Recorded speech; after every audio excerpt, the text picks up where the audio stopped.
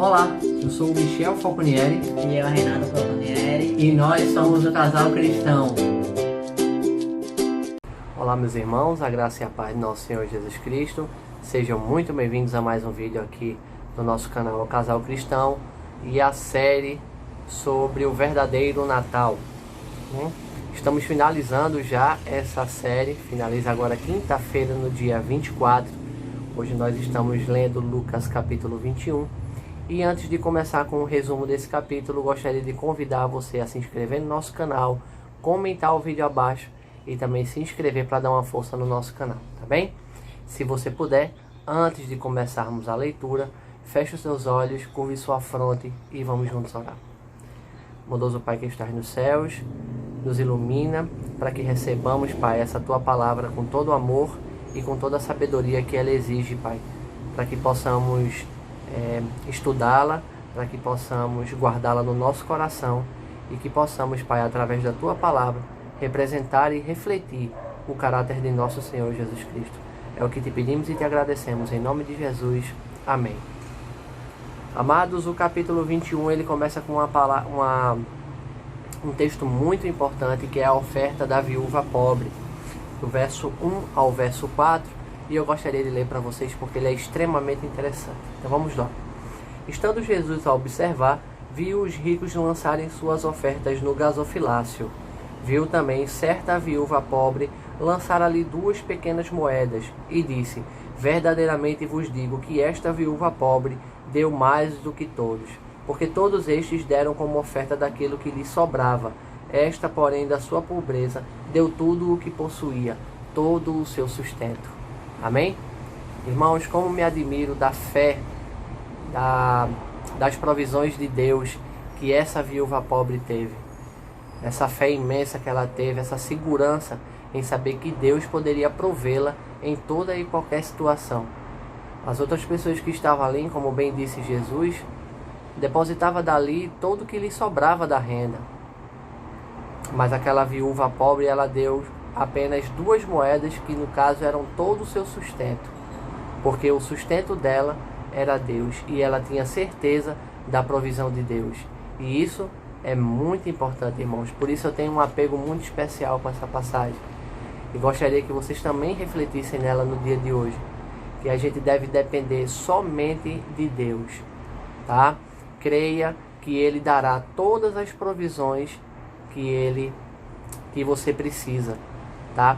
Como a gente falou também no começo desse estudo, que Ele mesmo disse que a gente não deve andar ansioso por coisa alguma, tá? Porque Cristo, Ele cuida de nós. E essa viúva, ela teve uma atitude que demonstra muito bem essa confiança em Deus. Como ele estava no templo, tá? Ele falou sobre a destruição do templo, a respeito da destruição do templo de Jerusalém. Então no verso 7, perguntaram a ele, as pessoas que estavam reunidas com ele, perguntaram a ele quando seriam aquelas coisas, tá?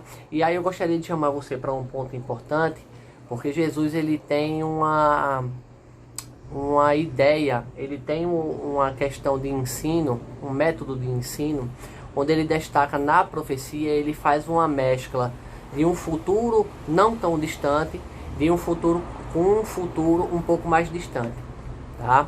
Essas profecias, ele narra os eventos que ocorrerão daqui a poucos anos, daqui a poucas décadas, como também ele fala do final dos tempos. Então ele faz uma pequena mescla. A partir do momento que lhe perguntaram a respeito da destruição do templo, do verso 7 ao verso 19, ele fala sobre a sua segunda vinda, tá? Sobre a vinda do reino de Deus e da salvação dos justos, tá? E da segunda vinda dele. Do verso 20 ao verso 24, ele faz uma mescla. Enquanto ele termina de falar sobre essa profecia de sua vinda, ele faz uma mescla, tá? De uma profecia também a respeito do templo de Jerusalém, que foi o que eu comentei aqui no vídeo passado a respeito da invasão de Roma a Jerusalém, tá bem?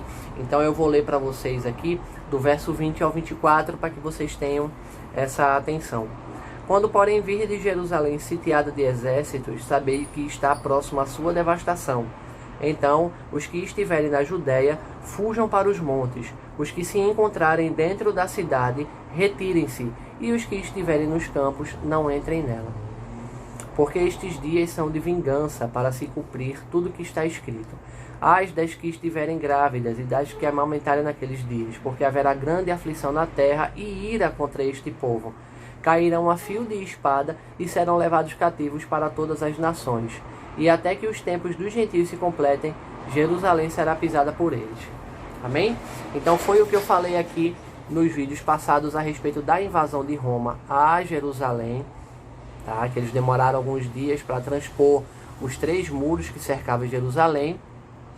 E ao final aí desses dias, eles conseguiram transpor esses muros e mataram mais de 100 mil pessoas e escravizaram as restantes. Então, quando eu falei aqui nos vídeos passados, ele fez aqui uma referência, já que ele estava no templo conversando com as pessoas, dando ensinamentos, fez aquela observação a respeito da viúva pobre, tá? E aqui ele falou sobre o princípio das dores, fez essa mescla, ele falando sobre a sua vinda, e aí eu convido você a fazer essa leitura, tá? Do verso 7 ao verso 19, e depois que ele fala dessa vinda dele, da segunda vinda dele, ele já fala sobre a sitiação de Jerusalém, a respeito da invasão de Roma a Jerusalém. E isso vai do verso 20 ao 24.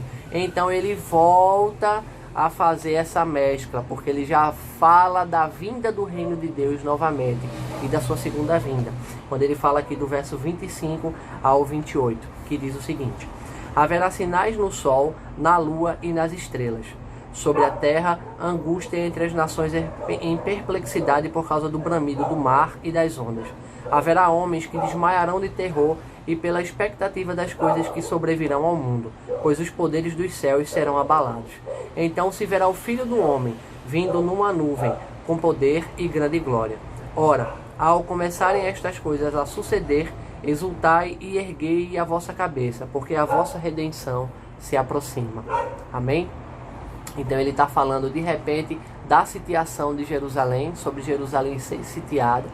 E de repente, antes ele estava falando sobre a vinda dele, fala de Jerusalém, depois ele volta para ele. E para finalizar o capítulo 21, ele faz uma exortação à vigilância sobre a parábola da figueira.